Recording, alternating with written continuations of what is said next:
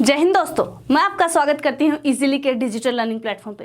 तो आज की जो क्लास है इसके अंदर हम करने वाले हैं जो भी नेशनल लेवल पे या कहें सेंटर लेवल के ऊपर जो एग्जीक्यूटिव बॉडीज हैं उनके बारे में हम बात करने वाले हैं। अब तक हमने क्या क्या कर लिया है, अब तक हमने बहुत सारा जो पार्ट है कॉन्स्टिट्यूशन का, पार्ट 1 है, पार्ट 2 है, 3, 4 और 5th पार्ट के अंदर हम हैं। 5th जो पार्ट है वो यूनियन के बारे में बात करता है, यानी कि सेंटर जो गवर्नमेंट है उसके बारे में बात करता है। तो जो सेंटर गवर्नमेंट है वो क्या बोलती है, सेंटर गवर्नमेंट जो है मतलब कि उसके अंदर क्या क्या चीज़ें हैं, तो अगर उसको देखा जाए तो उसके अंदर 3 चीज़ें हैं। एक तो उसके अंदर विधायिका है, एक कार्यपालिका है और एक है जुडिशरी। तो जब जुडिशरी वाला चैप्टर पढ़ेंगे उसके अंदर तो सेंटर, स्टेट और लोकल लेवल जो जुडिशरी है वो एक साथ कर लेंगे, क्योंकि जुडिशरी जो है वो इंटीग्रेटेड है, वो आपस में मिली हुई है। ठीक है, एक चीज। दूसरा, जब सेंटर की जो विधायिका है वो संसद है, क्योंकि इस विधायिका क्या है, विधायिका वही है जो रूल्स बनाती है, रेगुलेशंस बनाती है। तो रूल रेगुलेशन सेंटर के अंदर विधायिका बनाती है, तो विधायिका के अंदर हम पढ़ेंगे संसद। उसके बाद में बचता है कार्यपालिका। कार्यपालिका मतलब ये हुआ कि जो उन रूल रेगुलेशन को लागू करते हैं, जो उन रूल रेगुलेशन को ग्राउंड लेवल पे लेके आते हैं, उसको कार्यपालिका बोला जाता है। ठीक है, तो कार्यपालिका जो है उसके अंदर भी 4-5 बॉडीज हैं, 4-5 बॉडीज हैं।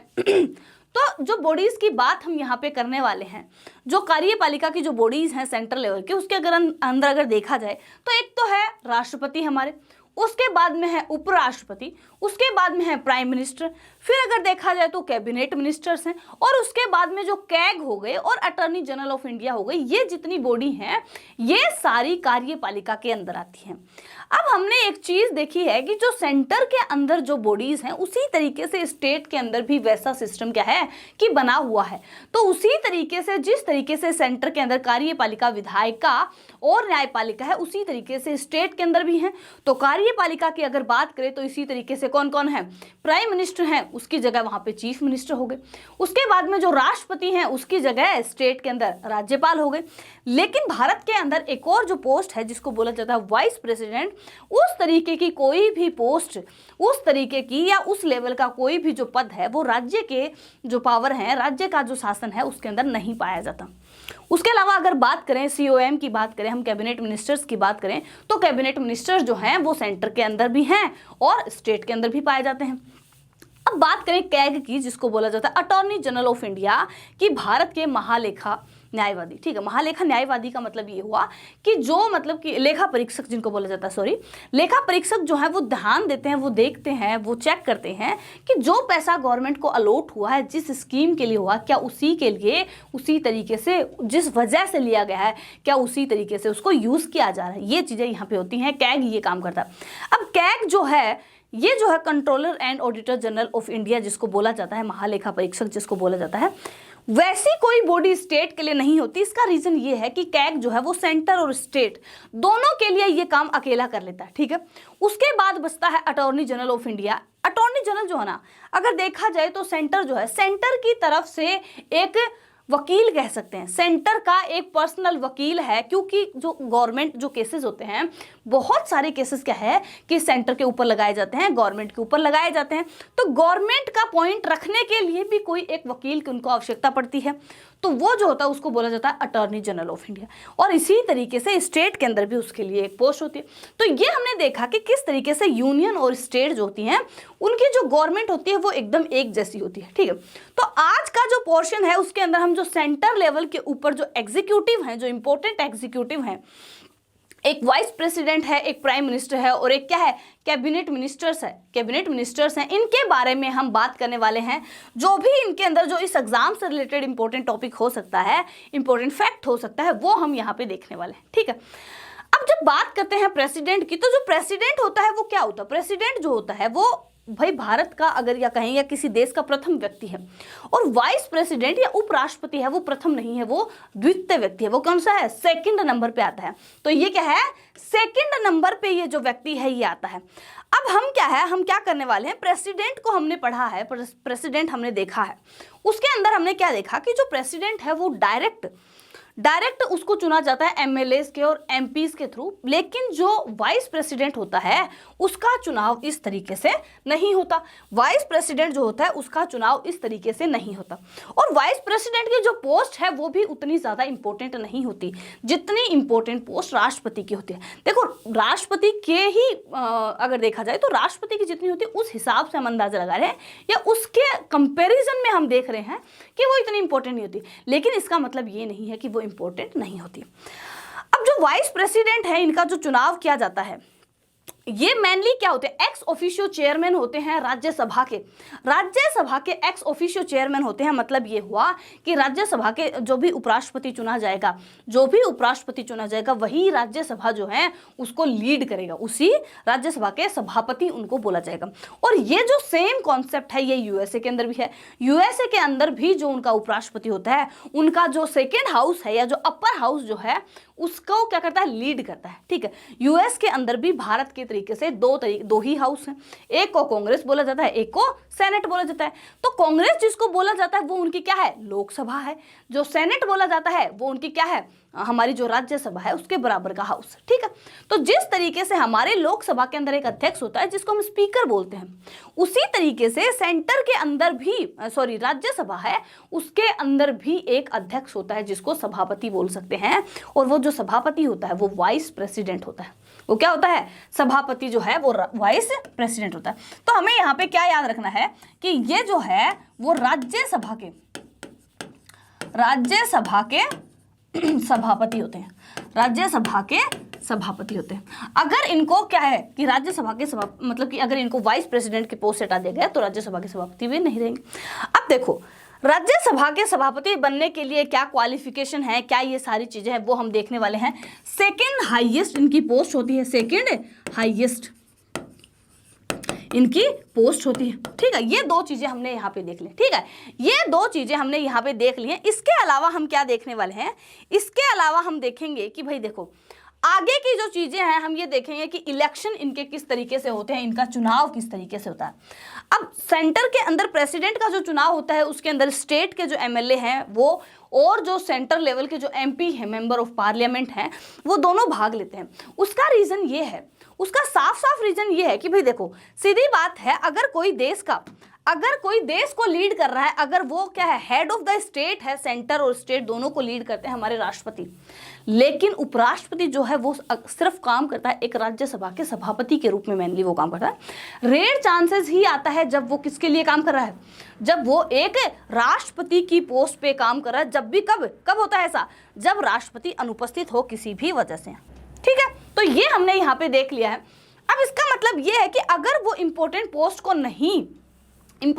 पे नहीं बैठ रहा है तो उसके जो इलेक्शन है वो भी इतने ज़्यादा इंपॉर्टेंट नहीं होते इन द सेंस कि ज़्यादा इंपॉर्टेंट लोग उसके अंदर भाग नहीं लेते, ज़्यादा लोगों की भागीदारी उसके अंदर नहीं होती। तो यहाँ पे अगर इलेक्शन के अंदर भाग लेने की बात करते हैं तो एकल संक्रमणीय मत प्रणाली हमने देखा उसी से होता है। छुपा के वोट होता है ना, छुपा के वोट होता है, सबको नहीं दिखाया जाता।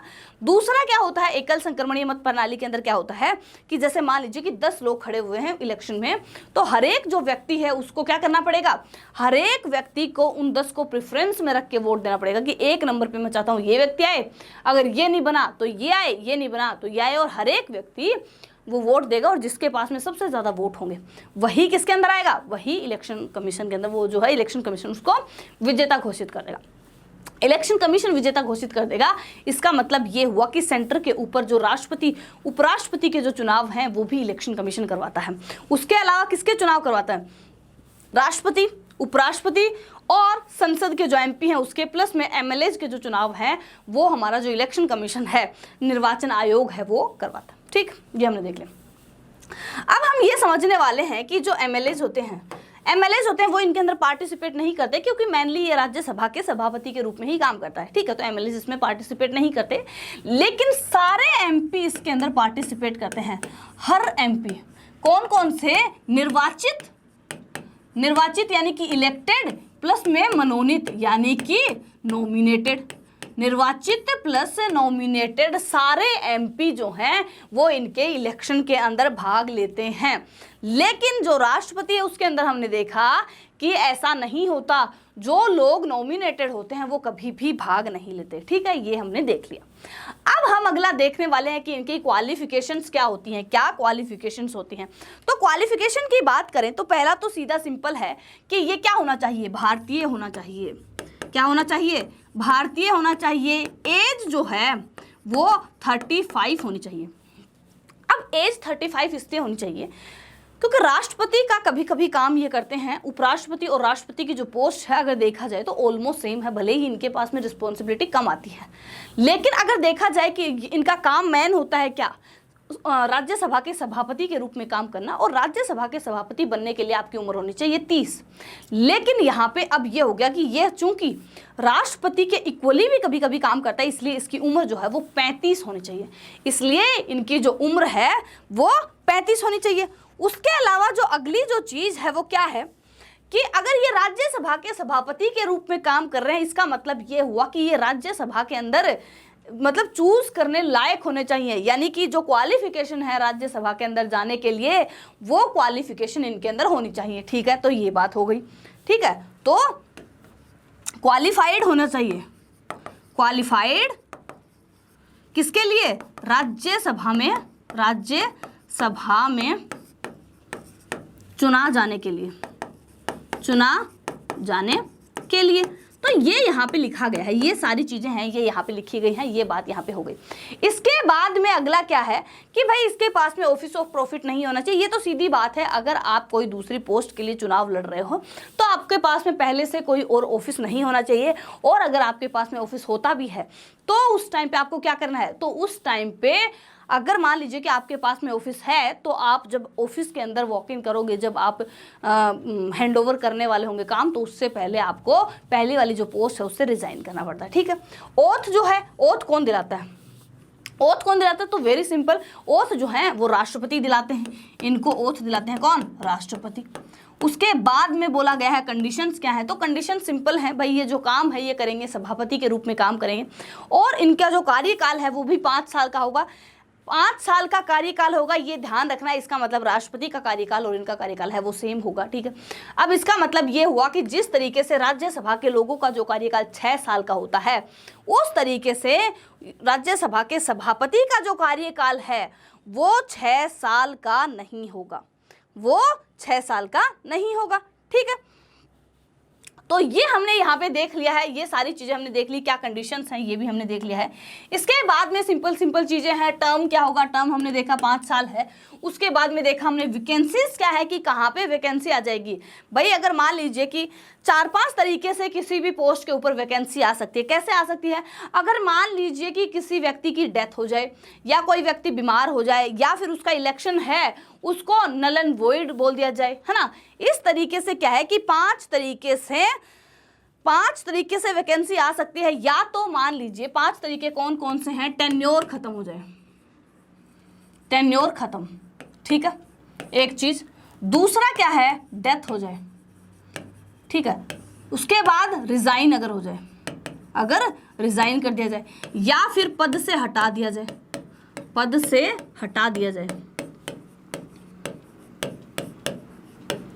पद से हटा दिया जाए। तो इस तरीके के कुछ क्या होते हैं, इस तरीके के रीजन हो सकते हैं जिसकी वजह से क्या हो सकती है, इस तरीके से इनकी मतलब क्या कर सकते हैं, इनका जो पक्ष जो पद है वो खाली हो सकता है। ये पांच तरीके हैं।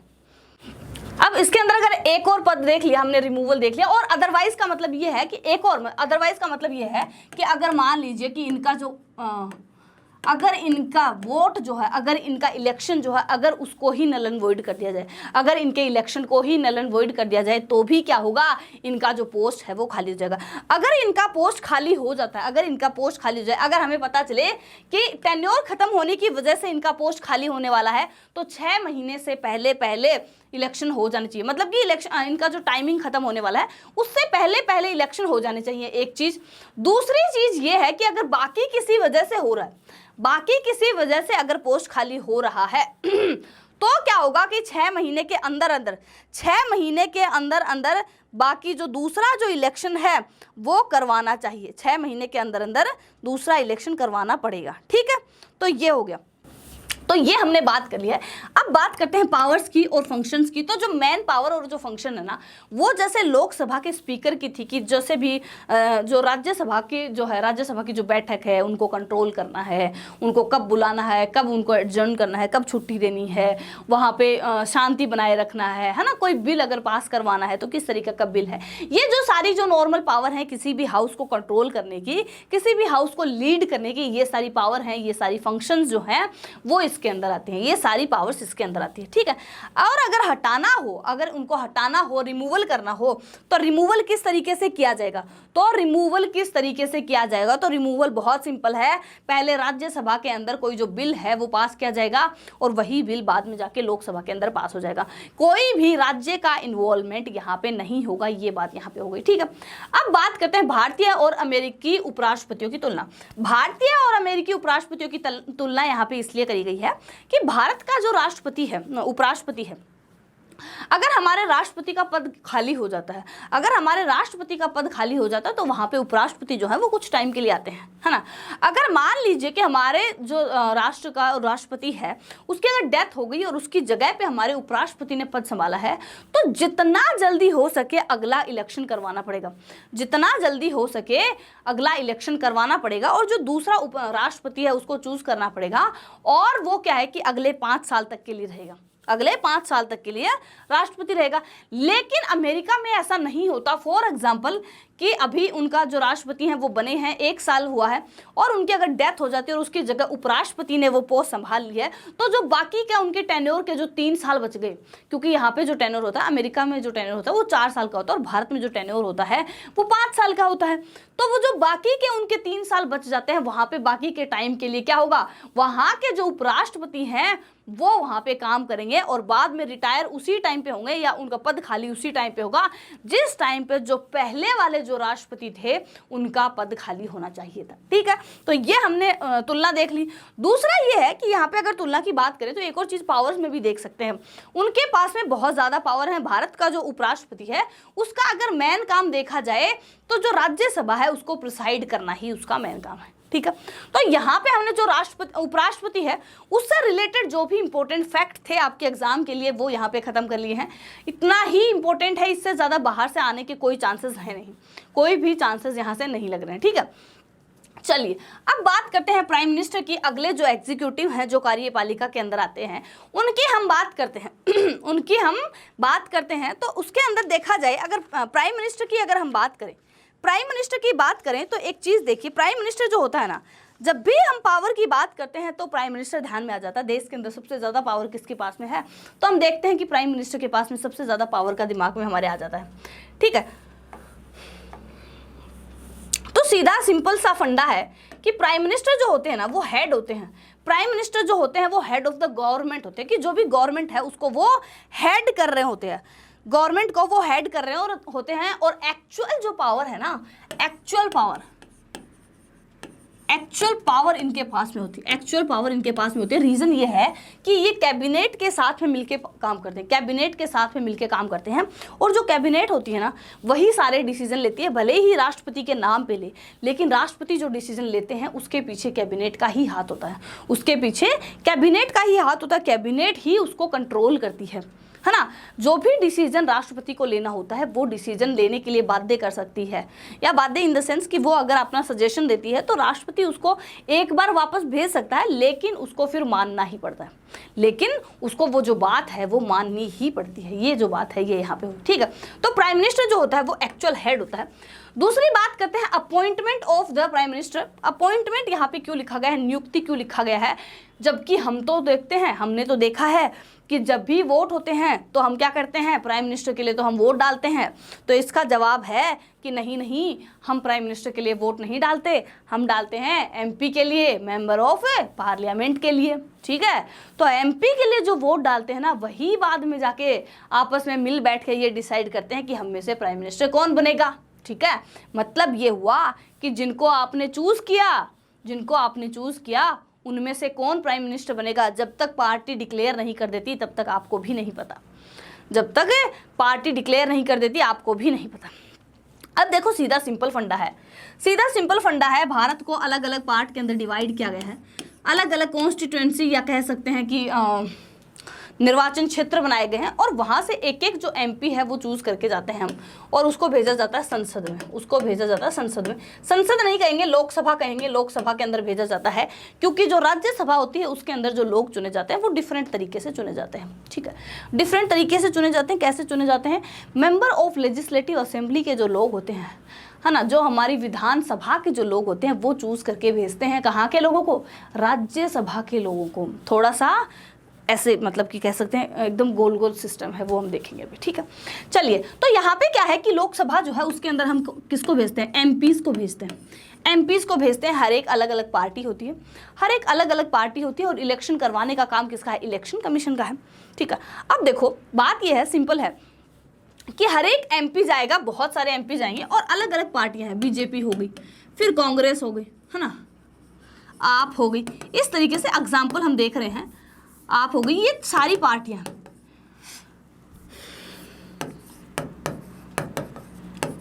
ये सारी पार्टियां हैं, 3 तरीके की पार्टियां हैं। और मान लीजिए कि जिस भी पार्टी के पास में मैक्सिमम, जिस पार्टी के पास में सबसे ज्यादा वोट हैं, वो जो पार्टी है उसी का जो लीडर, वो जो पार्टी डिसाइड करेगी, उसी के लीडर को हमारे जो राष्ट्रपति हैं, हमारे कौन राष्ट्रपति हैं, वो क्या करेंगे? हमारे प्राइम मिनिस्टर नियुक्त करेंगे। हमने तो चुनाव किया है किनका? मेंबर ऑफ पार्लियामेंट का, एमपी का। अब एमपी अपने में से एक को चुनेंगे, और जिसको चुना गया है उसको हमारे राष्ट्रपति हैं वो बनाएंगे प्राइम मिनिस्टर। यानी कि राष्ट्रपति अपॉइंट करते हैं किसको? प्राइम मिनिस्टर को। ठीक है, सिंपल सा फंडा है। ठीक है, तो मान लीजिए कि ऐसा हो जाता है। अब अगर ऐसा मानिए कि कोई भी जो पार्टी है उसको मेजोरिटी नहीं मिली, हमें तो चाहिए कि भाई 50% से ज़्यादा वोट अगर किसी भी पार्टी के पास में आ गए वही जीत जाएगी, है ना, सिंपल है। किसी भी पार्टी के पास में अगर 50% से ज़्यादा वोट आ गए तो वो जीत जाती है। अगर 50% से ज़्यादा वोट नहीं आए तो क्या इतना पैसा लगा के फिर से इलेक्शन होगा? तो इसका जवाब है नहीं। अब इस टाइम पे जो पावर आ गई वो आ गई राष्ट्रपति के पास में। पहले पावर राष्ट्रपति के पास में नहीं थी। बीजेपी ने किसी को भी, अपने में से किसी को भी चूज कर लिया, उसको बनाना पड़ेगा क्या? राष्ट्रपति, प्रधानमंत्री। इसका अगर एग्जाम्पल देखा जाए तो जब डॉक्टर मनमोहन सिंह जब प्रधानमंत्री बने तब क्या हुआ था कि कांग्रेस जो थी वो मेजोरिटी में थी, लेकिन उनका जो फेस बने वो मनमोहन सिंह बने, जो कि उस टाइम पे जीत के भी नहीं आए थे। इसकी हिस्ट्री स्टोरी क्या है वो अभी हम देखने वाले हैं। ठीक है, तो मतलब ये हुआ कि यहाँ पे जो है राष्ट्रपति के पास में पावर नहीं है कि वो किसको क्या बोलते हैं, प्राइम मिनिस्टर है वो बनाए, प्रधानमंत्री किसको बनाए। ठीक है, जो भी पार्टी ने डिसाइड कर लिया वही होगा। लेकिन अगर मान लीजिए कि मेजोरिटी नहीं मिलती तो क्या करेंगे? राष्ट्रपति जो है वो जो सेकंड में हाईएस्ट या जो भी सबसे बड़ी जो पार्टी है उसको सरकार बनाने के लिए बुलाएंगे। ठीक है, अगर वो भी नहीं आती है तो सेकंड बिगेस्ट को बुलाएंगे। ठीक है, ये तो सिंपल है। अगर मान लीजिए कि वो पार्टी आ जाती है और उसके पास में अभी भी 45% ही वोट हैं, उसके पास में 45% ही वोट हैं, लेकिन सरकार बनाने के लिए हमें कितने वोट चाहिए? सरकार बनाने के लिए हमें कितने वोट चाहिए? हमें कितनी सीट चाहिए? 50% से ज़्यादा सीट चाहिए। तो वो क्या करेंगे कि भाई देखो, मैं आपको प्राइम मिनिस्टर बना दूंगा। फॉर एग्जाम्पल कांग्रेस के पास में है 45% सीट। ठीक है, तो क्या करेंगे? हमारे जो प्राइम मिनिस्टर, हमारे जो राष्ट्रपति हैं वो बोलेंगे कि आप किसी एक व्यक्ति को चूज कर लीजिए, मैं उसको प्राइम मिनिस्टर बना दूंगा, लेकिन मैं आपको 1 महीने की मोहलत देता हूं। 1 महीने की मोहलत के अंदर अंदर मैं ये चाहता हूं कि आपके पास में मेजोरिटी होनी चाहिए। तो ये क्या करेंगे? किसी और के साथ गठबंधन कर लेंगे। ये सारी चीजें फिर होती रहेंगी। मतलब ये हुआ कि अगर आपकी पार्टी मेजोरिटी में नहीं है तो भी आप क्या कर सकते हो? तो भी आपकी पार्टी को सरकार बनाने के लिए बुलाया जा सकता है, बशर्ते कि आप जितनी भी पार्टियां हैं उनमें से सबसे बड़ी पार्टी हो। ठीक है, भले ही आपके पास में 50% वोट नहीं हो। ठीक है, दूसरी चीज होगी। अब हम ये देखने वाले हैं कि अगर मान लीजिए कि जिस तरीके से डॉक्टर मनमोहन सिंह जी जो थे वो हाउस के मेंबर ही थे, वो एमपी थे ही नहीं, तो क्या ऐसे भी किसी को प्रधानमंत्री बनाया जा सकता है? तो इसका जवाब है यस। अगर कोई व्यक्ति चुनाव में नहीं जीता तो भी वो प्रधानमंत्री बन सकता है। बस आपको क्या करना है, किसी भी एक पार्टी को थोड़ा सा मतलब समझाना पड़ेगा, उसको ये बताना पड़ेगा कि हाँ मैं क्यों एलिजिबल हूँ। या कोई जो पार्टी है वो किसी भी दूसरे व्यक्ति को भी क्या कर सकती है, हाउस के अंदर, या फिर कह सकते हैं कि उसको प्राइम मिनिस्टर बनाने के लिए नॉमिनेट कर सकती है। राष्ट्रपति को वो काम करना पड़ेगा, ठीक है। बट उसको क्या करना पड़ेगा, 6 महीने के अंदर अंदर, चाहे लोकसभा हो चाहे राज्यसभा हो, उसकी क्या लेनी पड़ेगी, उस जगह की उनको सीट उनको ग्रहण करनी पड़ेगी। अब सीट कैसे ग्रहण करनी पड़ेगी, एमपी जो है, जो हमने चुनाव करके भेजे हैं, उसके अंदर अगर वो जीत पाता तो ऐसे कैसे बनता, ठीक है। फॉर एग्जांपल ऐसे मान लेते, या फिर हो सकता है किसी को इंटरेस्ट ही न हो, जैसे डॉक्टर मनमोहन सिंह जी जो थे, है ना, वो क्या थे, लोकसभा से नहीं थे, वो चुनाव ही नहीं करके आए थे, लेकिन जब वो बने तो वो क्या है, उनको फिर बना दिया गया सीधा, और बाद में 6 महीने बाद में उनको सीट दे दी गई।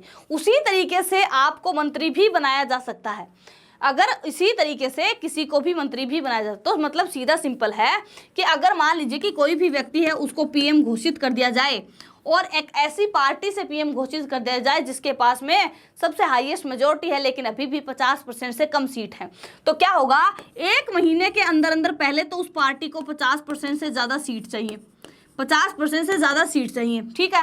अब दूसरा इन्होंने क्या किया कि जिसको पीएम घोषित करवाया है, जिसको पीएम घोषित करवाया है उसको 6 महीने के अंदर अंदर, कितना, 6 महीने के अंदर अंदर उसको सीट दिलवानी पड़ेगी, चाहे तो लोकसभा में चाहे राज्यसभा में, ठीक है। 1 महीने में फ्लोर टेस्टिंग होगा, 1 महीने में टेस्ट लिया जाएगा कि क्या आप 50% वोट ला पाते हो, तो अगर ले आए तो सरकार आगे बनी रहेगी, और अगर नहीं ला पाए तो सरकार वहीं गिर जाएगी, ठीक है। सीट का भी सेम सिस्टम है, अगर 6 महीने के अंदर आपने सीट ले ली तो आप आगे मंत्री या प्रधानमंत्री आप बने रहोगे। अगर आप ऐसा नहीं कर पाते हो तो आपका मतलब आपको आपकी जो पोस्ट है उससे हटा दिया जाएगा, आपको आपकी पोस्ट से हटा दिया जाएगा। तो सिंपल है, प्रधानमंत्री की नियुक्ति हो गई। अब नियुक्ति करता कौन है, ये बात याद रखना बहुत ज़्यादा जरूरी है। कौन नियुक्ति करता है, हु, नियुक्ति कौन करता, हु, तो कौन करता है, राष्ट्रपति।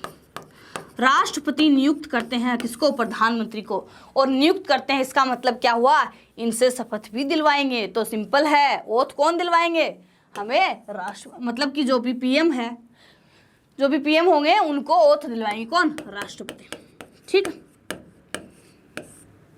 अब बात करते हैं टर्म की, बात करते हैं अवधि की, बात करते हैं तो कितनों की होती है। तो हमने देखा कि जब भी कभी बात करते हैं कि सरकार जो है वो बन गई है, अब कितने टाइम के लिए ये रहेगी, तो हम यूजुअली मान के चलते हैं 5 साल की सरकार है। तो इसका मतलब ये नहीं है कि 5 साल की सरकार होती है, इसका मतलब ये है कि 5 साल के अंदर भले ही आप मेजोरिटी में रहो ना रहो, 5 साल के बाद में फिर से इलेक्शन करवाने पड़ेंगे। अगर मान लीजिए कि 5 साल से पहले ही आपकी मेजोरिटी चली जाती है, 5 साल से पहले ही मेजोरिटी नहीं रहती है, तो क्या होगा, तो भाई क्या हो जाएगा, तो सरकार गिर जाएगी, फिर से इलेक्शन होगा। मतलब ये हुआ कि टर्म डिफाइन नहीं है, जब तक पार्टी के पास में मेजोरिटी है तब तक सरकार बनी रहेगी, जब तक पार्टी के पास में मेजोरिटी है, जब तक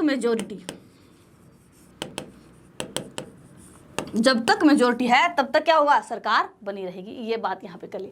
अब बात हो रही है सैलरी की, तो सैलरी तो सिंपल है, कंसोलिडेटेड फंड ऑफ इंडिया है, वहाँ से मिल जाएगी। जितने भी इंपॉर्टेंट जो पोस्ट होती हैं उन सब की जो सैलरी होती है वो भारत की संचित निधि यानी कि कंसोलिडेटेड फंड ऑफ इंडिया है, वहाँ से मिलती है। इंपॉर्टेंट पोस्ट कौन सी हैं, प्राइम मिनिस्टर हो गए, राष्ट्रपति हो गए, उपराष्ट्रपति हो गए, सुप्रीम कोर्ट हाई कोर्ट के जजेस हो गए, इलेक्शन कमीशन के अध्यक्ष हो गए, यूपीएससी के अध्यक्ष हो गए। ये सारे जो लोग हैं जो इंपॉर्टेंट पोस्ट पे बैठे हैं उन सबकी जो सैलरियाँ होती हैं, या फिर जो मंत्री हो गए, जो एमपी हो गए, सबकी सैलरियाँ जाती हैं भारत की संचित निधि से। यानी कि भारत का जो पैसा इकट्ठा होता है टैक्स वाला, और भारत सरकार ने जो पैसा कमाया है अलग अलग सर्विसेज देके, वो जो पैसा जिस बैंक में, जिस खाते में, जिस डब्बे में उन्होंने डाला है, उस डब्बे को बोला जाता है भारत की संचित निधि। जहाँ पे संचित किया है, जहाँ पे इकट्ठा किया है, वही निधि, ठीक है। और वहां से पैसा जाएगा इन सब का, ठीक। और यहाँ से क्यों जाएगा, क्योंकि जब यहाँ से पैसा जाता है तो बार बार बहस नहीं होती। यहाँ से जब किसी का पैसा डिसाइड होता है तो पार्लियामेंट एक ही दिन बैठ के सबका पैसा डिसाइड कर लेती है, ठीक है। तो सिंपल है, बहुत ज़्यादा सिंपल है, ठीक। तो सैलरी हमने देख लिया, कहाँ से जाएगी, कंसोलिडेटेड फंड ऑफ इंडिया से, भारत की संचित निधि से जाएगा। ये यहाँ पे बात हो गई। अब अब अगली बात करते हैं, पावर एंड फंक्शंस की बात करते हैं। क्या पावर्स हैं हमारे प्राइम मिनिस्टर के पास में? जब कहते हैं कि सबसे इंपॉर्टेंट पोस्ट है, जब कहते हैं कि सबसे इंपॉर्टेंट पोस्ट है, तो ऐसी क्या पावर दी गई है जिससे ये पता चलता है कि ये सबसे ज़्यादा पावरफुल है? ठीक है, तो पहला है in relation to the council of minister, मंत्री परिषद के संबंध में। तो बहुत ज़्यादा सिंपल है, बहुत सिंपल है। सिंपल ऐसे है कि भाई देखो, राष्ट्रपति इनको अपॉइंट करते हैं और ये अपॉइंट करते हैं मंत्रियों को। राष्ट्रपति ने इनको अपॉइंट किया और इन्होंने अपॉइंट किया मंत्रियों को। ठीक है, तो बहुत सिंपल है। तो मतलब मंत्रियों को अपॉइंट करने की पावर इनके पास में है।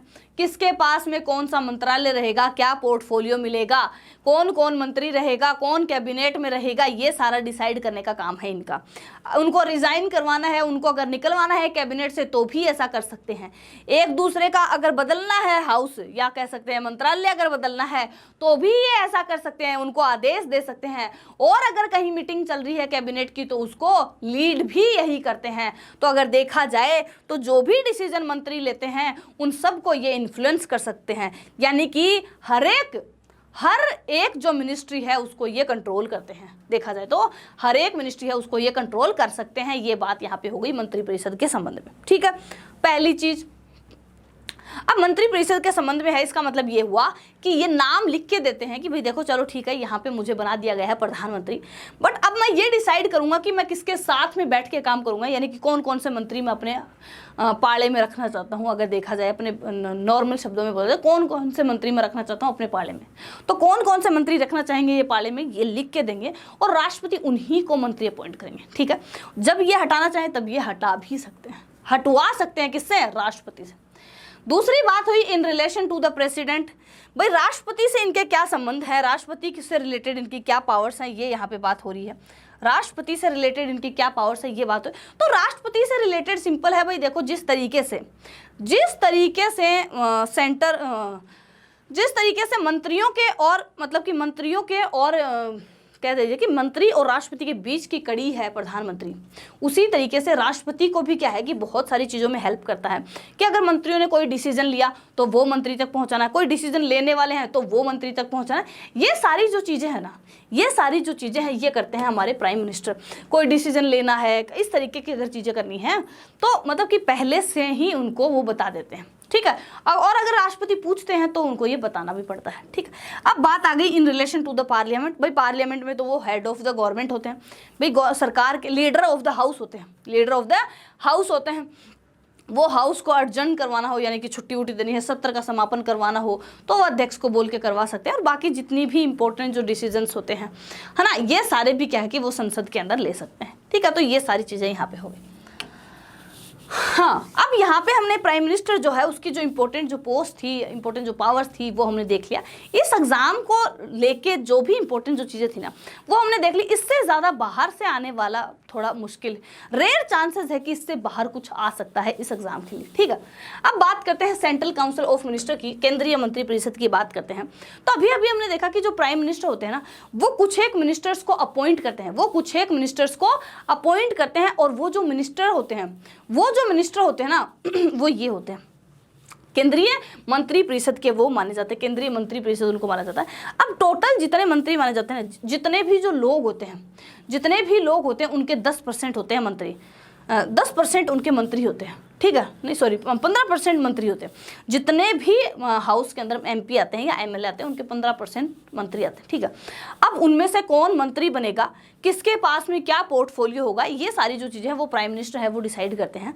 मंत्रिपरिषद का काम क्या है? मंत्रिपरिषद क्या है कि एक पूरा हाउस है, एक कहीं तो 70-80 लोगों का ग्रुप है जो हर एक डिपार्टमेंट को लीड करता है, और इसी को बोला जाता है मंत्रिपरिषद। ठीक है, मंत्रिपरिषद बोला जाता है। और अगर देखा जाए तो ये जो बैठक है, ये जो कुछ इन लोगों का जो ग्रुप है, अगर देखा जाए तो देश के अंदर सबसे ज़्यादा पावरफुल डिसीजन लेने के इनके पास में पावर है, इनके पास में सबसे ज़्यादा पावरफुल डिसीजन लेने की पावर यहाँ पे है इनके पास में। ठीक है, अब हम देख लेते हैं कि इसके कुछ इंपॉर्टेंट आर्टिकल्स हैं, इनके कुछ इंपॉर्टेंट आर्टिकल हैं। क्या इंपॉर्टेंट आर्टिकल हैं वो एक बार हम देख लेते हैं। तो इंपॉर्टेंट आर्टिकल की जो बात कर रहे हैं वो है आर्टिकल 74 की यहाँ पे बात कर रहे हैं, जो बात करता है राष्ट्रपति को सहायता और सलाह देने के लिए मंत्रिपरिषद। मतलब ये है कि आर्टिकल 74 बोलता है कि देखो भाई, राष्ट्रपति जो है वो खुद से कोई डिसीजन नहीं ले सकता, अपने आप से कोई डिसीजन नहीं ले सकता, तो उसको जो भी डिसीजन लेना होता है वो मंत्रिपरिषद से वो पूछ के लेते हैं। मंत्री परिषद ने जो डिसीजन बता दिया वो उनको लेना होता है। वो एक बार उनको बोल सकते हैं कि फिर से सोच लीजिए, एक बार उनको वापस सोचने के लिए भेज सकते हैं, लेकिन अगर फिर से मंत्री परिषद ने वही डिसीजन बोल दिया, फिर से मंत्री परिषद ने वही बोल दिया कि हाँ हम यही डिसीजन लेना चाहते हैं, अगर हम उन्होंने बोल दिया कि हम यही डिसीजन लेना चाहते हैं, तो उनको वही डिसीजन लेना पड़ता है, तो उनको वही डिसीजन लेना पड़ता है। ये बात यहाँ पे हो गई, ठीक है। तो ये हमने देखा कि 74 जो है, आर्टिकल 74 वो राष्ट्रपति की सहायता करता है सलाह देने के लिए, ठीक है। अगली बात कर रहे हैं आर्टिकल 75 की। आर्टिकल 75 जो है वो बात करता है मंत्रियों के बारे में अन्य प्रावधान, अदर प्रोविजंस। तो सीधा सिंपल सी बात है, सीधा सिंपल फंडा ये है कि सबसे पहले जो है हमारे प्रधानमंत्री है उनका अपॉइंटमेंट होता है, हमारे राष्ट्रपति करते हैं, उनको ओथ दिलाते हैं, और हमारे जो प्रधानमंत्री होते हैं वो एक लिस्ट देते हैं कि ये मंत्री मैं अपने मंत्रालय के अंदर चाहता हूँ, तो उनका अपॉइंटमेंट जो किया जाता है वो इसी आर्टिकल के अंडर किया जाता है। उनका रिमूवल जो किया जाता है वो भी इसी आर्टिकल के अंडर किया जाता है। उनका जो मंत्रालय जो डिसाइड किया जाता है वो भी इसी आर्टिकल के अंडर किया जाता है। यानी कि जो प्राइम मिनिस्टर जो कंट्रोल करता है जो मंत्रियों को, वो आर्टिकल है आर्टिकल 75, ठीक है, वो आर्टिकल है आर्टिकल 75, ठीक है। तो यहाँ पे क्या है, अपॉइंटमेंट ऑफ मंत्री, ठीक है, मंत्रियों की बात हो रही है। रिमूवल,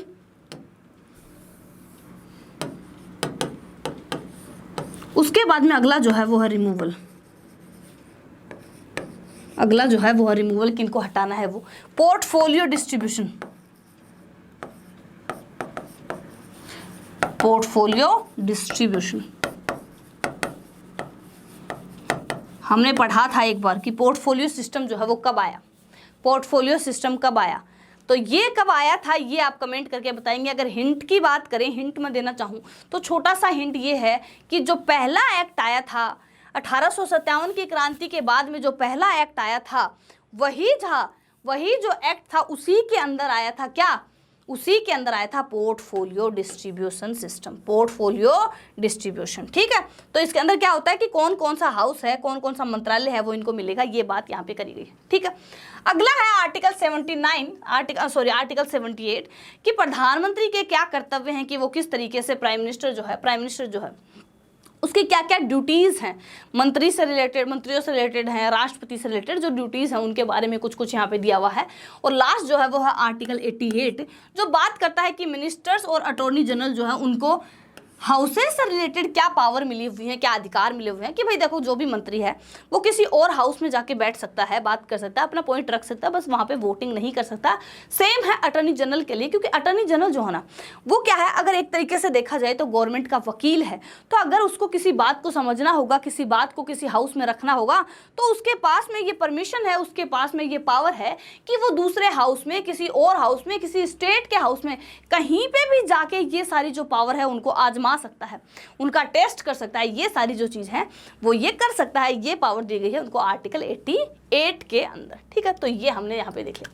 अब बात करते हैं nature of the advice by the ministers, कि मंत्रियों द्वारा जो सलाह दी गई है उसकी क्या प्रकृति होती है, किस तरीके की प्रकृति होती है। इसका मतलब ये हुआ कि भाई देखो, सीधी बात है कि अगर मान लीजिए कि एक बार मंत्रियों ने कह दिया तो एक बार तो राष्ट्रपति जी बोल देंगे कि हाँ चलो ठीक है मैं नहीं मानता, बट दोबारा अगर उन्होंने बोल दिया कि आपको मानना पड़ेगा, तो उनको वो बात माननी पड़ती है, मतलब ये हुआ कि जो प्रकृति है वो क्या है, बाध्यकारी है, प्रकृति जो है वो बाध्यकारी है। कि अगर मान लीजिए कि एक बार प्राइम मिनिस्टर को राष्ट्रपति को कैबिनेट ने लिखित में दे दिया है कुछ और बोल दिया है कि ये काम हम करना चाहते हैं, तो राष्ट्रपति एक बार डिनाई जरूर कर सकता है, लेकिन बाद में उनको मानना पड़ता है, ठीक है। फिर है अपॉइंटमेंट ऑफ द मिनिस्टर्स, ये हमने देख लिया आर्टिकल 75 के अंडर ही होता है। अपॉइंटमेंट करवाता कौन है, राष्ट्रपति करवाते हैं। उनकी ओथ कौन दिलवाता है, उनकी ओथ भी राष्ट्रपति ही दिलवाते हैं, ठीक है। शपथ और वेतन की बात हो रही है, शपथ और वेतन की बात हो रही है, तो शपथ हमने देख ली कि राष्ट्रपति दिलवाते हैं। और कब दिलवाते हैं? जब पहली बार वो इलेक्शन के अंदर जीत के आते हैं, उसी टाइम पे राष्ट्रपति दिलवा देते हैं। लेकिन उसके बाद में एक और शपथ होती है, गोपनीयता की शपथ जिसको बोला जाता है। क्योंकि जब आप मंत्री बनते हैं तो आपके पास में बहुत सारी ऐसी इंफॉर्मेशन होती है जो आप किसी और के साथ में शेयर नहीं कर सकते, वो देश के लिए बहुत ज़्यादा इंपॉर्टेंट होती हैं। तो वो जो इन्फॉर्मेशन है उनको गोपनीय रखने के लिए, उनको सीक्रेट रखने के लिए, उसको सीक्रेट रखने के लिए क्या होता है कि उनसे शपथ दिलवाई जाती है, गोपनीयता की या सिक्रेसी की। ठीक है, सिक्रेसी की उनको शपथ दिलवाई जाती है। और वेतन की बात हम कर लेते हैं। तो वेतन हमने देखा, जो भी इंपॉर्टेंट जो पोस्ट होती हैं, एमपी होते हैं, एमएलए होते हैं, अध्यक्ष होते हैं, हाई कोर्ट सुप्रीम कोर्ट के जजेस होते हैं, यूपीएससी के हेड होते हैं, इलेक्शन कमीशन के हेड होते हैं, जो भी इंपॉर्टेंट जो पोस्ट हैं जिनको कंट्रोल नहीं किया जाना चाहिए, उन सबकी जो सैलरी होती है वो भारत की संचित निधि से आती है, आर्टिकल 266 के अंदर, आर्टिकल 266 के अंदर। ठीक है, अब भारत की संचित निधि क्या है वो हमने देखा कि गवर्नमेंट जहां जहां से पैसा कलेक्ट करती है, रेवेन्यू जो है गवर्नमेंट का टैक्स के थ्रू और सर्विसेज देके, किसी से उधार लेके, ये सारी जो चीज़ें हैं, किसी से लोन लेके जो पैसा गवर्नमेंट इकट्ठा करती है खर्च करने के लिए, वही जो पैसा है वो संचित किया जाता है, जो इकट्ठा किया जाता है उसी को बोला जाता है भारत की संचित निधि। ठीक है, सिंपल, वेरी सिंपल। अब है 3 तरीके की रिस्पॉन्सिबिलिटी है, कलेक्टिव रिस्पॉन्सिबिलिटी, इंडिविजुअल रिस्पॉन्सिबिलिटी और no legal responsibility. Collective responsibility का मतलब ये है कि अगर कोई कांड हो गया, अगर कुछ गलत हो गया है तो इनकी जिम्मेदारी बनती है सबकी, इनको जवाब देना पड़ता है। कहाँ पे? हाउस के अंदर, लोकसभा के अंदर उनको जवाब देना पड़ता है। ये इनकी कलेक्टिव रिस्पॉन्सिबिलिटी है, ये उनकी सामूहिक जिम्मेदारी है। मतलब ये हुआ कि अगर मान लीजिए कि किसी भी बिल को पास करना है, किसी ऐसे इंपॉर्टेंट चीज़ को पास करना है तो सबको पास करना पड़ेगा। अगर सब पास नहीं करते हैं, अगर किसी डिसीजन में एक व्यक्ति का मत नहीं है तो वो उसको रिज़ाइन ही करना पड़ेगा। वो सामूहिक रूप से जिम्मेदार होते हैं, सबके सब एक दूसरे के साथ खड़े होते हैं, मतलब जिएंगे तो साथ, मरेंगे तो साथ वाली सिचुएशन होती है। तो इसको बोला जाता है सामूहिक जिम्मेदारी। कोई भी इंपॉर्टेंट डिसीजन है उसके अंदर सबको एक साथ वोट करना पड़ता है, सबको एक साथ डिसीजन लेना पड़ता है। यही बात आती है सामूहिक जिम्मेदारी के अंदर। ठीक है, यही बात आती है सामूहिक जिम्मेदारी के अंदर। सामूहिक जिम्मेदारी, व्यक्तिगत जिम्मेदारी के अंदर क्या होता है कि इनके पास में भी कुछ ऐसी पावर है इनके पास में, या क्या है कि हर एक जो कह सकते हैं मंत्री वगैरह है उनके पास में अपने हाउस जो है, अपना जो मंत्रालय है उससे रिलेटेड कुछ जिम्मेदारी होती है। लास्ट जो है वो है नो लीगल रिस्पॉन्सिबिलिटी। इसका मतलब ये है कि देखो, अगर मान लीजिए कि गवर्नमेंट जो है उसने कुछ ऐसा काम कर दिया जो बाद में जाके गलत डिसीजन सिद्ध होता है। फॉर एग्जांपल उन्होंने कुछ ऐसा डिसीजन ले लिया, फॉर एग्जांपल बात करते हैं कि एग्रीकल्चर बिल हो गया, मान लो एग्री बिल की बात करें जो बहुत ज़्यादा कंट्रोवर्सी में रहा था। एग्री बिल मान लो कि ये डिसीजन इन्होंने ले लिया, है ना, और वो इम्प्लीमेंट भी हो जाता। चलो वो इम्प्लीमेंट ही नहीं हुआ, मान लीजिए कि वो इम्प्लीमेंट हो जाता और मान लो कि उससे कोई नुकसान हो जाता लोगों को, अगर कुछ ऐसा हो जाता कि जो गलत हो जाता, तो भी इनकी कोई रिस्पॉन्सिबिलिटी नहीं होती, क्योंकि इनके ऊपर क्या है कि कानूनी रूप से केस नहीं चलाया जा सकता। जो भी काम ये ऑफिशियल मतलब कि अपनी पोस्ट के हिसाब से करते हैं ना, उसके आधार पे इनके ऊपर केस नहीं किया जा सकता। उनकी कोई भी लीगल रिस्पॉन्सिबिलिटी नहीं होती, उनकी कोई भी लीगल रिस्पॉन्सिबिलिटी नहीं होती। लेकिन ये जो हमने जो सिस्टम लिया है भारत का, जो पार्लियामेंट्री सिस्टम लिया है, जहाँ पे हमने प्राइम मिनिस्टर रखा है, उसके बाद में हमने जो COM है वो रखा है, वहाँ पे क्या है कि जो ब्रिटेन है ना, सिर्फ ब्रिटेन के राजा के पास में ये अधिकार है कि उनकी कोई भी लीगल रिस्पॉन्सिबिलिटी नहीं है, लेकिन उनके जो मंत्री हैं उनकी लीगल रिस्पॉन्सिबिलिटी होती है, उनकी लीगल रिस्पॉन्सिबिलिटी होती है। वहाँ का मानना है कि राजा कभी भी गलत नहीं हो सकता। वहाँ के जो लोग हैं, मतलब वहाँ की जो संसद है, उनके अंदर कहा गया है कि राजा कभी भी गलत नहीं होता, इसीलिए वहाँ के जो राजा हैं उनकी कोई रिस्पॉन्सिबिलिटी नहीं होगी अगर कोई बिल गलत चला जाता है। ठीक है, चलिए, तो ये यहाँ पे हो गया। उसके बाद है composition of the council of the minister. Composition of the council of minister का क्या मतलब है? देखो भाई, सीधी सिंपल बात है कि एक तो होते हैं कैबिनेट मिनिस्टर्स। भाई बहुत सारे मिनिस्टर्स होते हैं, और उनके अंदर क्या आता है कि इनको अलग अलग तरीके से डिवाइड किया होता है, अलग अलग तरीके से इनको डिवाइड किया हुआ होता है। तो किस किस तरीके से इसको डिवाइड किया हुआ होता है, किस किस तरीके से इसको डिवाइड किया होता है? एक तो पहला होता है कैबिनेट मिनिस्टर। जो कैबिनेट मिनिस्टर होते हैं वो सबसे ज़्यादा इंपॉर्टेंट मिनिस्टर, जिन भी लोगों के पास में जो इंपॉर्टेंट मिनिस्ट्रीज होती है ना, जिन भी लोगों के पास में इंपॉर्टेंट मिनिस्ट्री होती है उनको बोला जाता है कैबिनेट मिनिस्टर्स। ठीक है, ये हो गया। उसके बाद में आता है स्टेट मिनिस्टर्स, उसके बाद में आता है स्टेट मिनिस्टर। स्टेट मिनिस्टर जो है ना वो या तो कैबिनेट मिनिस्टर्स के मतलब कि हेल्प करवा रहे होंगे, उनके असिस्टेंट की तरह काम कर रहे होंगे, या फिर उनके पास में छोटा मोटा जो डिपार्टमेंट है वो उनको दे दिया जाता है, या फिर उनको छोटा मोटा डिपार्टमेंट उनको दे दिया जाता है, ठीक है, या फिर उनको छोटा मोटा डिपार्टमेंट दे देंगे। और मेनली उनका जो काम होता है वो हेल्प के लिए होता है कि भाई वो क्या है कि दूसरे जो मिनिस्टर हैं उनकी हेल्प करते हैं। तो ठीक है, तो एक तो हो गया कैबिनेट,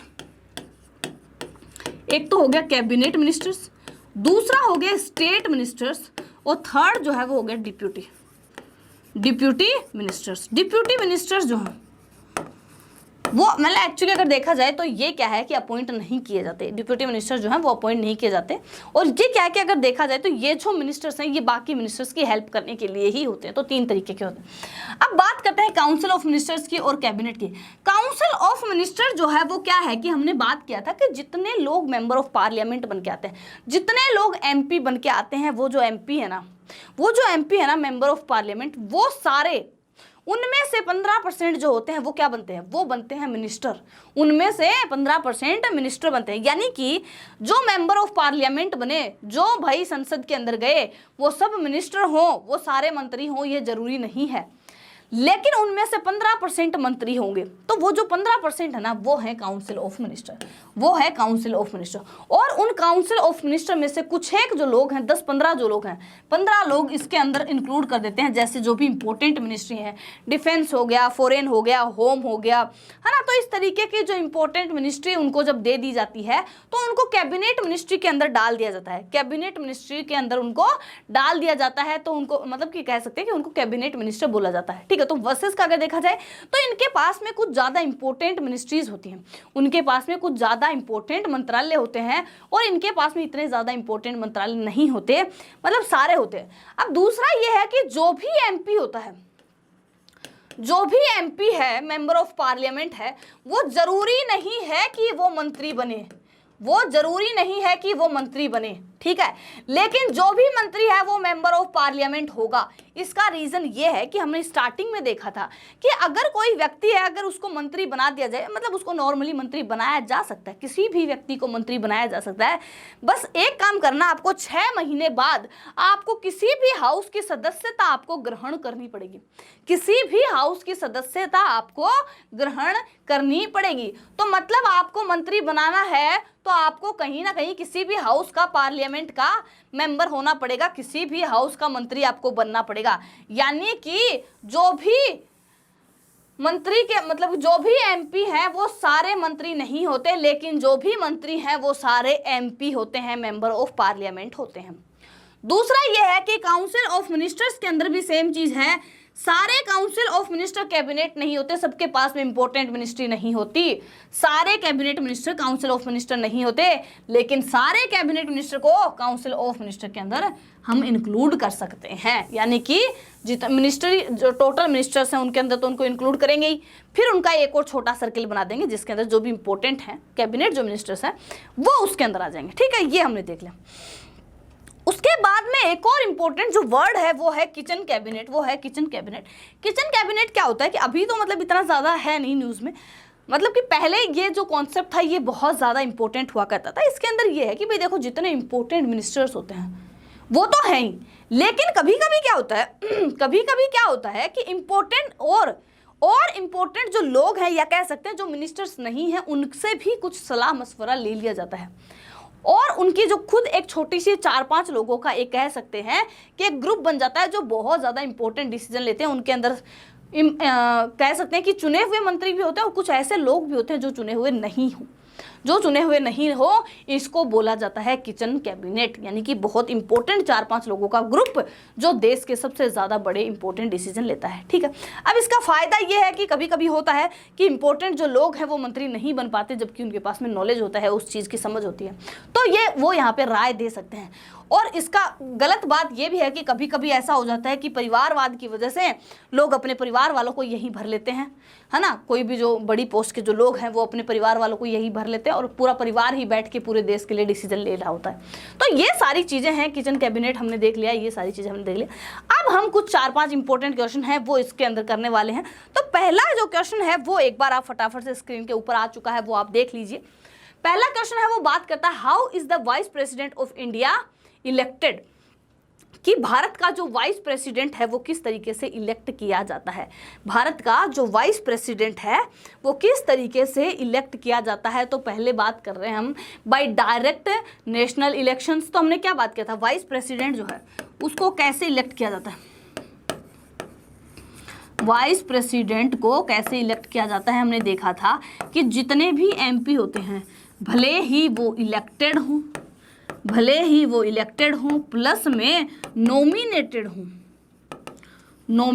हों, सारे मिलके क्या बनाते हैं, सारे मिलके चूज करते हैं वाइस प्रेसिडेंट को, सारे मिलके चूज करते हैं किसको, वाइस प्रेसिडेंट को। तो ये क्वेश्चन आ सकता है। फिर आ सकता है तो लोकसभा और राज्यसभा के एमपी। ठीक है, अब देखो कुछ हमने थोड़े से हाई लेवल क्वेश्चन ले लिए, पर कोई बात नहीं, हम यहाँ पे फिर से और बीच के जो क्वेश्चन है, जो छोटे क्वेश्चन है वो भी देखेंगे। ये क्वेश्चन आ गया मान लो। फिर ये आ सकता है कि भाई एज कितनी होती है, वाइस प्रेसिडेंट बनने के लिए एज कितनी होती है। तो सिंपल है 35 साल चाहिए। फिर ऐसे पूछ ले कि प्राइम मिनिस्टर बनने के लिए कितनी एज आपको मिनिमम रिक्वायर्ड होगी, मिनिमम कितनी एज आपको आवश्यक होगी। तो देखो ना, सिंपल है, या तो आपको प्राइम मिनिस्टर बनना है तो या तो लोकसभा का सदस्य बनना पड़ेगा या फिर राज्यसभा का बनना पड़ेगा। तो मिनिमम तो आपको 25 साल की उम्र चाहिए लोकसभा का सदस्य बनने के लिए, यानी कि आपकी उम्र कम से कम 25 साल तो होनी ही चाहिए, क्योंकि जब तक आप लोकसभा या राज्यसभा किसी एक के सदस्य नहीं होते हो तब तक आप प्राइम मिनिस्टर के पद पे कुछ ज़्यादा दिनों तक टिक नहीं पाते। कुछ ज़्यादा दिनों का मतलब ये है 6 महीना इसका मतलब है 6 महीना। 6 महीने के अंदर अंदर आपको दोनों हाउसेस में से किसी भी एक की सदस्यता जो है वो लेनी पड़ती है, किसी भी एक हाउस की सदस्यता लेनी पड़ती है। तो कह सकते हैं कि आपको पीएम बनने के लिए 25 उम्र कम से कम चाहिए और वाइस प्रेसिडेंट जो है वो बनने के लिए आपकी उम्र कम से कम कितनी चाहिए, 35 साल चाहिए। 35 साल चाहिए। 35 क्यों चाहिए, क्योंकि ये कभी कभी काम करते हैं राष्ट्रपति के रूप में, और राष्ट्रपति जो है उनकी उम्र कितनी होती है, 35 होती है। अब हम देखो, ये देखो कि लोकसभा के जो सदस्य होते हैं उनके लिए मिनिमम उम्र होती है 25 साल, और राज्यसभा के जो लोग होते हैं उनकी जो मिनिमम उम्र होती है वो 30 साल होती है। ठीक है, तो ये भी हमें याद रखना है। उसके बाद में क्या देखना है कि एमपीज देख लिया हमने, ये सारी चीजें हमने देख ली। अब आगे का देखते हैं, अगला क्वेश्चन देखते हैं। अगला है ए resolution for the removal of the vice president of India can be proposed इन, कि भाई अगर मान लो कि हमें वाइस प्रेसिडेंट को हटाना है तो कहाँ पे हमें पहले रेजोल्यूशन है वो रखना पड़ेगा। तो सिंपल सी बात है कि अगर मान लीजिए कि हमें किसी को हटाना है, अगर मान लीजिए कि हमें किसी को हटाना है, वाइस प्रेसिडेंट को हटाना है, तो हमें ये बात तो पता है कि भाई जो वाइस प्रेसिडेंट हैं, हमें ये बात तो पता है कि जो वाइस प्रेसिडेंट हैं वो हमारी राज्यसभा के अध्यक्ष होते हैं, वो वहीं पे सबसे ज़्यादा इंपॉर्टेंट जो पोस्ट है वो होल्ड करते हैं, है ना। तो वहाँ पे उनके लिए सबसे पहले बिल पास होना चाहिए, उसके बाद में ही लोकसभा के अंदर बिल पास होना चाहिए। तो यहाँ पे क्या आ जाएगा, ओनली इन राज्यसभा। राज्यसभा के अंदर जब बिल पास होगा तभी जाके क्या होगा, उनको हटाया जा सकता है। अगला जो क्वेश्चन है वो थोड़ा ट्रिकी है, इसके अंदर बहुत सारे क्वेश्चन छुपे हुए हैं, वो भी अभी हम डिस्कस कर लेंगे। तो which of the following statement about the vice president of India is not correct. भाई नीचे जितने भी स्टेटमेंट दिए गए हैं उनमें से कौन सा सही नहीं है। ठीक है,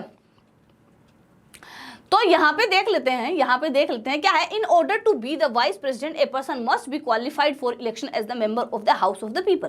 भाई member of the house of the people क्यों बनना है भाई, हमें जब जाना राज्यसभा के अंदर है तो हमें लोकसभा के अंदर की क्वालिफिकेशन क्यों चाहिए, क्योंकि जब हमें बनना ही हेड है राज्यसभा का तो हमें राज्यसभा के अंदर जाने की क्वालिफिकेशन चाहिए। तो पहला स्टेटमेंट गलत हो गया, तो यहीं पे बात कर लेते हैं क्वालिफिकेशन की। तो क्वालिफिकेशन चाहिए 35 साल, भारत का नागरिक, राज्यसभा में इलेक्ट होने की कैपेबिलिटी यानी कि क्वालिफिकेशन, प्लस में कोई भी दूसरी जगह से पैसा नहीं चाहिए हमें। सरकार का एक आदमी सरकारी एक ही पोस्ट के ऊपर बैठ सकता है, ये नहीं है कि उधर राज्यपाल की पोस्ट पे बैठे हैं, 2 राज्यों के राज्यपाल बने हुए हैं, उधर जाके राष्ट्रपति बने हुए, उपराष्ट्रपति बने हुए हैं। अब यहाँ पे बात आई कि 2 राज्यों के राज्यपाल, यस बिल्कुल 2 राज्यों के राज्यपाल भी बनाया जा सकता है किसी एक ही व्यक्ति को। ठीक है, तो ये भी याद रखना है, 2 राज्यों का राज्यपाल क्या एक व्यक्ति को बनाया जा सकता है। तो इसका जवाब है यस यस यस। ठीक है, तो बिल्कुल, तो ये हमने यहाँ पे देख लिया, तो ये सही नहीं है। तो पहला अगर सही नहीं है मतलब ये ऑप्शन तो नहीं आएगा और ये ऑप्शन भी नहीं आएगा। ठीक है, पहला अगर सही नहीं, तो अब इसके बाद हम देखेंगे, नीचे से शुरू करते हैं। He can be remove through a formal impeachment, उसके लिए महाभियोग चलाने की आवश्यकता ही क्या है? क्या फॉर्मल इम्पीचमेंट की आवश्यकता है भाई? आराम से एक छोटा सा बिल पास करना है। इम्पीचमेंट का तो बहुत लंबा प्रोसेस है, पहले इतने लोगों को एग्री करवाओ कि भाई हम इम्पीचमेंट प्रोसेस चलाना चाहते हैं, फिर बाद में 2/3 मेजोरिटी से उसको पास करो, उसके ऊपर कमेटी बैठेगी, है ना, फिर दूसरे हाउस में जाएगा 2/3 मेजोरिटी पे, वो बहुत लंबा प्रोसेस है ना, जैसे राष्ट्रपति का है वो हमने देखा। तो ये ऐसा कुछ करने की आवश्यकता है नहीं, इतना इंपॉर्टेंट पोस्ट ही नहीं है तो इतना सब झंझट हमें पालना है नहीं, ठीक है, सीधी बात है। जितने इंपॉर्टेंट पोस्ट उतना ज़्यादा बड़े झंझट। तो हमें ये याद करना कि पहला नहीं आ रहा, चौथा नहीं आ रहा, इसका मतलब इन दोनों में से कौन सा हट गया? इन दोनों में से ये भी हट गया, ये भी हट गया, तीनों हट गए, यानी कि ऑप्शन बी जो है वो होगा राइट आंसर। अब बी के अंदर क्या है? A member of the state legislature can भी conduct for the office. Conduct तो कर ही सकते हैं ना भाई, चुनाव में खड़े होने में क्या दिक्कत है? एक बार जीत गए तो हम छोड़ देंगे उधर वाली पोस्ट, कोई दिक्कत नहीं है। तो कंडक्ट तो कर ही सकते हैं, कंडक्ट कर सकते हैं, लेकिन दोनों जगह एक साथ नहीं बैठ सकते, ठीक है। दोहरी नागरिकता नहीं चलेगी, दोहरी नागरिकता, दोहरी सीट नहीं चलेगी, ठीक है। अब the term of office of the vice president is same as the president, बिल्कुल सही है भाई। 5 साल के राष्ट्रपति होते हैं, 5 साल के उपराष्ट्रपति होते हैं, क्या गलत है? सब सही तो है। तो सेकंड ऑप्शन और थर्ड ऑप्शन सही है। अब इससे हमने क्या क्या रिवाइज कर लिया? हमने देख लिया टर्म ऑफ ऑफिस कितना होता है।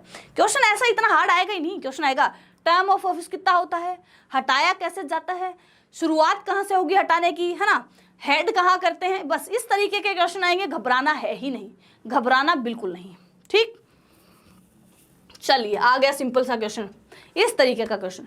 The prime minister of India is the head of the what? Head of the. अभी हमने देखा था कि प्रेसिडेंट जो है वो हेड ऑफ द स्टेट है, हेड ऑफ द स्टेट है, देश के प्रमुख हैं। लेकिन हमने एक और चीज देखी थी कि जो हमारे प्राइम मिनिस्टर हैं, जो हमारे मुख्यमंत्री हैं, या हम प्रधानमंत्री हैं, वो हेड ऑफ द गवर्नमेंट होते हैं। हेड ऑफ द गवर्नमेंट होते हैं कि सरकार के अध्यक्ष होते हैं, सरकार के हेड होते हैं, सेंट्रल गवर्नमेंट के, इसीलिए क्योंकि वो प्राइम मिनिस्टर हैं। स्टेट की बात कर रहे होते तो हम चीफ मिनिस्टर की बात कर रहे होते, ठीक है। अगर स्टेट की बात कर रहे होते तो चीफ मिनिस्टर के बारे में बात कर रहे होते, ठीक है, सिंपल सोबर सा। अब बात करते हैं अगले क्वेश्चन की, जो बोलता है which article of the Indian constitution describes the appointment and disqualification of the council of minister. सीधा सा सीओएम से रिलेटेड 2 आर्टिकल देखे थे, एक 74, एक 75। 74 ने बोला अगर हमने कुछ कह दिया तो आप मान लीजिए, है ना, मान लीजिए ये बात। तो कौन सी बात मान लीजिए? अगर सीओएम ने, कैबिनेट मिनिस्टर ने अगर कुछ कह दिया तो राष्ट्रपति को मानना पड़ेगा, ये बात कही थी 74 में, 74 नंबर आर्टिकल में। यानी कि अगर सीओएम ने ऐसे बोला है, या क्वेश्चन आ सकता है 74, 75 याद रखना है। सीओएम ने कोई आज्ञा दे दी, कोई सुझाव दे दिया, राष्ट्रपति जी कहेंगे नहीं नहीं सही नहीं है, राष्ट्रपति जी बोलेंगे नहीं नहीं सही नहीं है, तो वो क्या कहेंगे? एक बार फिर से सोच लीजिए, एक बार थोड़ा आराम से सोच लीजिए। वो सोचेंगे, फिर लगेगा कि नहीं नहीं सही है। अगर उन्होंने कह दिया कि नहीं नहीं सही है, पास कर दो, तो राष्ट्रपति जी को करना पड़ेगा। ये बात करी आर्टिकल 74 के अंदर, ठीक है। आर्टिकल 75 क्या कहता है कि भाई देखो, मैंने पहले बनाया किसको? प्रधानमंत्री को बनाया। अब प्रधानमंत्री ने डिसाइड किया कि मेरे मंत्री कौन कौन होंगे, मेरे मंत्री कौन कौन होंगे, मैं किस किस को अपनी सभा में बिठाना चाहता हूँ, किस किस को कौन कौन सा डिपार्टमेंट देना चाहता हूँ, है ना, ये सारी जो चीज़ें हैं वो डिसाइड करता है आर्टिकल 75। अब जब ये बात कर दी है किस किस को दूंगा अपना मंत्रालय, तो ये भी तो डिसाइड करूंगा कि जब मेरे को हटाना होगा तो कैसे हटाऊंगा। तो ये जो दोनों चीज़ें हैं वो आर्टिकल 75 के अंदर दिया गया। आर्टिकल 75 बात करता है अपॉइंटमेंट एंड डिस्क्वालिफिकेशन कह सकते हैं, या फिर रिमूवल कह सकते हैं, किसका? मिनिस्टर्स का, किसी भी किससे? मंत्रालय से। अगर वो बात नहीं मानते हैं किसकी? प्राइम मिनिस्टर की। अगर प्राइम मिनिस्टर की बात नहीं मानी और बैठे हो मंत्रालय में, तो प्राइम मिनिस्टर कहेंगे राष्ट्रपति जी को हटा दीजिए इसको, और उसको हटाना पड़ेगा, उनको हटाना पड़ेगा। पहले तो उसी को बोलेंगे रिजाइन कर दो, अगर उन्होंने रिजाइन नहीं किया तो वो राष्ट्रपति जी को बोलेंगे कि हटा दीजिए, और उनको हटाना पड़ेगा, ठीक है। तो वेरी सिंपल। तो डी आर्टिकल, डी आ गया इसके अंदर। अब यहाँ पे फिर से हम 5 क्वेश्चन आ गए हैं, एक क्वेश्चन के अंदर 5 क्वेश्चन आ गए हैं, तो देखते हैं कौन कौन से 5 क्वेश्चन हैं। तो पहला आ गया, which one of the following statement is correct about the prime minister of India. Prime minister के बारे में सत्य वचन कौन सा है? प्राइम मिनिस्टर के बारे में सत्य वचन पूछ रहे हैं। तो भाई ठीक है, यहाँ पे हम पूरा प्राइम मिनिस्टर यहाँ पे रिवाइज कर देंगे, और इस एग्जाम के हिसाब से जो जो इंपॉर्टेंट क्वेश्चन बन सकता है वो सारे यहाँ पे देख लेंगे। तो कौन कौन सा है? He is free to choose the ministers only from among those who are member of either house of the parliament. इसने बोला कि भाई देखो, जो जीत के आया, चाहे एमपी हो किसी भी हाउस का, चाहे राज्यसभा का, चाहे लोकसभा का, सिर्फ उसी में से मंत्री बनेगा। तो फिर एक्सेप्शन क्यों है भाई? एक्सेप्शन कहाँ है? बिल्कुल है, एस जयशंकर एक्सेप्शन ही तो हैं। उनको भी तो मिनिस्टर बनाया गया। कैसे बनाया गया? क्या वो कहीं पे एमपी थे? नहीं थे। इसका मतलब क्या हुआ कि ये बात गलत है। तो एग्जाम्पल अगर रियल लाइफ से कनेक्ट करके देखेंगे तो बहुत जल्दी याद हो जाएगा, बहुत जल्दी याद हो जाएगा। ठीक है, तो एग्जाम्पल को रियल लाइफ से कनेक्ट कैसे कर लिया हमने देखा कि भाई देखो, एस जयशंकर जी तो पहले क्या थे? एस जयशंकर जी तो पहले क्या हुआ करते थे? डिप्लोमेट हुआ करते थे।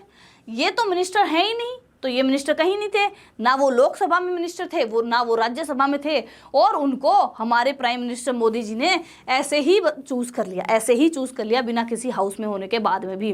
जब उनको ऐसे चूज किया, इसका मतलब क्या हुआ? 6 महीने के अंदर अंदर हमें क्या चाहिए? उनकी सदस्यता चाहिए, चाहे लोकसभा चाहे राज्यसभा। ठीक है, सिंपल है। तो पहला ऑप्शन तो गलत हो गया। दूसरा है he can choose his cabinet colleagues after due consulting counselling by the president of India in this regards. भाई देखो, ये बोल रहे हैं कि देखो हमें चाहिए मंत्री, तो हम चाहते हैं कि राजा जी यानी कि राष्ट्रपति जी, आप हमें बताओ कि हम किसको मंत्री बनाए। तो क्या राष्ट्रपति बताएंगे? नहीं बताएंगे। भाई राष्ट्रपति को आप पावर नहीं दे रहे हो साइन करने की, तो आप क्या वो ये बताएंगे कि मंत्री इनको रख लो? नहीं बताएंगे, उनके पास पावर ही नहीं है। पावर प्राइम मिनिस्टर के पास में है। प्राइम मिनिस्टर जो चाहे, जिसको चाहे उसको मंत्री बना सकते हैं, और यही ऑप्शन यहाँ हमें ढूंढना है। तो ये जो बात है ये भी गलत है। इनका तो काम ये है, राष्ट्रपति तो बोलेंगे कि जिसको आप बोलोगे हम उसको मंत्री चूज कर देंगे, हम उसके नाम का लेटर उसके घर पे भेज देंगे। कौन सा लेटर? अपॉइंटमेंट लेटर, नियुक्ति लेटर। चुनाव वाला लेटर नहीं भेजेंगे, चुनाव तो किया ही नहीं, हम अपॉइंट कर रहे हैं, हम क्या कर रहे हैं? नियुक्त कर रहे हैं। ठीक है, अब बात आ गई, लास्ट ऑप्शन पढ़ेंगे हम, तो उल्टे सीधे ऑप्शन ही पढ़ेंगे। ठीक है, तो लास्ट ऑप्शन है he has only limited power in the choice of his cabinet colleague because of this the discretionary power vested in the president of India. भारत के राष्ट्रपति में निहित विवेकाधीन शक्तियों के कारण उसके पास अपने कैबिनेट सहयोगी की पसंद में केवल सीमित शक्ति है। अरे भाई क्या बोल रहा है ये? बोल तो ऐसे रहे हैं कि ऐसी कोई बात होती भी है क्या? आप राष्ट्रपति को पावर नहीं दे रहे हो छोटी सी भी, और आप कहते हो कि राष्ट्रपति में जो विवेकाधीन शक्तियां हैं, विवेकाधीन मतलब कि राष्ट्रपति अपने विवेक से, पावर से, अपने बस दिमाग से ही कुछ ना कुछ डिसीजन ले ले, अपने आप से डिसीजन ले ले, उस वजह से क्या होता है कि इसके पास में पावर कम बच जाती है। क्या बातें करती हो? गलत करो, फटाफट गलत करो उसको। कुछ नहीं है ऐसा, ऐसी पावर कभी मिलती नहीं है राष्ट्रपति को। हमने कहा है ना, बहुत बार सुना, राष्ट्रपति तो क्या है? मोहर है, सिर्फ मोहर लगाते हैं।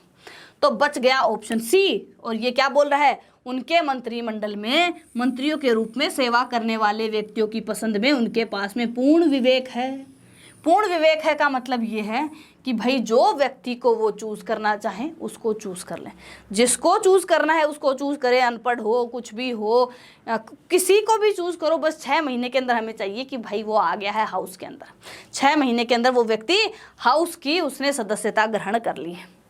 अब बात करते हैं क्वेश्चन नंबर 7 की, what is the minimum age requirement to become the prime minister of India.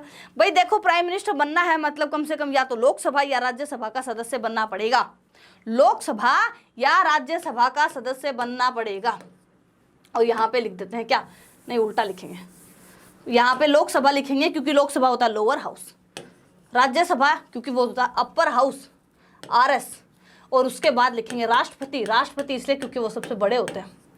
इनकी उम्र होती है 35, और राष्ट्रपति के जैसे ही होते हैं उपराष्ट्रपति। और हमने देखा जो काम राष्ट्रपति करते हैं वही बात राज्य में करते हैं, वही काम करते हैं राज्य में राज्यपाल। यानी राज्यपाल, उपराष्ट्रपति और राष्ट्रपति की उम्र होती है 35 साल। कम से कम 35 साल के तो चाहिए ही चाहिए।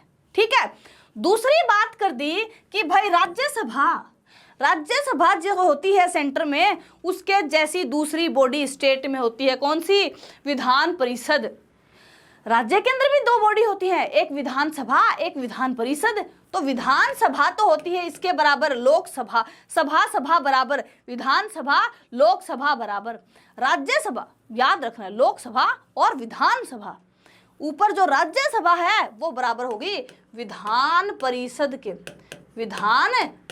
के। ठीक है, तो ये हमें याद रखना है, और यहाँ पे विधान सभा याद रखना है। अब देखो, ये बड़े लोग हैं, बड़े बुजुर्ग लोग हैं भाई, बुजुर्ग हैं इसलिए इनको चाहिए थोड़ी और उम्र, यानी कि सबसे कम उम्र चाहिए होती है आपको लोकसभा और विधानसभा में जाने के लिए, जो कि है 25 साल, जो कि है 25 साल। ठीक है, 25 साल की उम्र चाहिए। अब बात करते हैं कि अगर बुजुर्ग हैं तो इससे थोड़ी तो बड़ी लोगे ना भाई, तो थोड़ी बड़ी यानी 30 साल ले लिए। ठीक है, तो 30 साल हो गई फिक्स, यानी कि विधानसभा और लोकसभा में चाहिए आपको मिनिमम 25 साल, विधान परिषद और राज्यसभा में चाहिए आपको मिनिमम 30 साल, राज्यपाल, उपराष्ट्रपति और राष्ट्रपति के लिए चाहिए 35 साल। अब अगर कल को किसी ने पूछ लिया कि कल को आपको सीएम बनना है तो मिनिमम एज क्या चाहिए, तो सीएम अगर बनोगे तो या तो यहां से आओगे या फिर यहां से आओगे, है ना भाई। हर हाउस के अंदर मान लीजिए कि विधान परिषद नहीं होती, हर राज्य के अंदर विधान परिषद नहीं होती, विधानसभा लेकिन हर के पास में होती है। ये हम पढ़ेंगे, स्टेट जब पढ़ेंगे तब पढ़ेंगे, कोई बात नहीं, लेकिन अभी थोड़ा सा ध्यान दे लीजिए। विधानसभा हर किसी के पास में होती है, यानी कि 25 साल तो कम से कम चाहिए। ठीक है, अगर विधानसभा और विधान परिषद है तो भी कम से कम 25 तो चाहिए भाई, है ना, तो ये चाहिए। अब अगर मान लो कि आपको पूछा गया कि राज्यसभा का अध्यक्ष, राज्यसभा के अंदर आपको चुनाव के मतलब कि राज्यसभा का सदस्य बनना है, तो ये 30 साल। ठीक है, तो ये है एज का, हमें याद रखनी है, एज है वो इस तरीके से डिफाइन होगी। यहाँ पे बोल रहे हैं कि प्रधानमंत्री बनने के लिए क्या चाहिए, तो जो सबसे मिनिमम जो एज है वो कौन सी है, मिनिमम 25 साल तो होनी ही चाहिए, मिनिमम 25 साल तो होनी ही चाहिए भाई। अगर आप राज्यसभा के बन गए तो 30 हो गई, 30 तो हो गई, जो 25 से तो ज़्यादा ही है, तो हमें कम से कम 25 तो चाहिए ही चाहिए। 21 चाहिए हमें कहाँ पे, अगर पंचायत में अगर पंचायत के अंदर चुनाव लड़ रहे हो तो कम से कम कितना चाहिए भाई, 21 चाहिए। 30 चाहिए अगर राज्यसभा के अंदर हो या फिर विधान परिषद के अंदर हो तो चाहिए। 35 चाहिए जब आप राज्यपाल बन रहे हो या राष्ट्रपति बन रहे हो या फिर उपराष्ट्रपति बन रहे हो, तो आपको चाहिए 35 साल उम्र। ठीक है, तो ये हो गया। उसके बाद है लास्ट क्वेश्चन। लास्ट क्वेश्चन क्या बोलता है, लास्ट क्वेश्चन बोलता है कि in Indian polity the executive is subordinate to the, मतलब ये बात ये बोलता है कि भाई देखो सीधी बात है, क्या इनको कोई कंट्रोल करता है, तो इनको कंट्रोल करता है, एग्जीक्यूटिव को कंट्रोल करता है हमारी लेजिस्लेचर। कल को मंत्री जाके कुछ भी फैसले नहीं ले सकते, उनको जवाब देना पड़ता है। कहाँ पे, जो हम देखते नहीं है लोकसभा टीवी, राज्यसभा टीवी, यहाँ पे देखते हैं तो वहाँ क्या होता है, जवाब देना पड़ता है, यानी कि उनकी उत्तरदायित्व है, उनका उत्तरदायित्व है, उनकी जिम्मेदारी है, उनकी रिस्पॉन्सिबिलिटी है। उनको कंट्रोल करती है कौन, विधानसभा, सॉरी उनकी लोकसभा या फिर विधायिका जो रूल बनाती है वो उनको कंट्रोल करती है। तो ये विधानमंडल के लिए क्या होते हैं, उत्तरदायी होते हैं। ठीक है, तो ये थोड़ा सा इंपॉर्टेंट क्वेश्चन है। अब अगर आपको कुछ समझ नहीं आया तो कमेंट करके आप मुझे बता दीजिएगा, फिर हम क्या करेंगे, अगली क्लास में उसको डिस्कस कर लेंगे या फिर उससे अगली में कर लेंगे, है ना। तो फिर भी आपको डाउट रह जाता है तो टेलीग्राम चैनल पर आप मैसेज करके पूछ सकते हैं। ठीक है, तो आज की जो क्लास है इसके अंदर हमने जो एग्जीक्यूटिव वाला जो पार्ट है वो हमने यहाँ पे खत्म किया है, मतलब 3 जो इंपॉर्टेंट एग्जीक्यूटिव हैं वो देख लिए हैं, 3 एग्जीक्यूटिव देख लिए हैं। तो ये हमने यहाँ पे देख लिया, वाइस प्रेसिडेंट देख लिया, प्राइम मिनिस्टर देख लिया और काउंसिल ऑफ मिनिस्टर देख लिया। अब अगली क्लास है उसके अंदर आएंगे कुछ अगले टॉपिक और नए एक इंटरेस्टिंग टॉपिक के साथ हम आएंगे। तब तक के लिए tata bye bye, take care.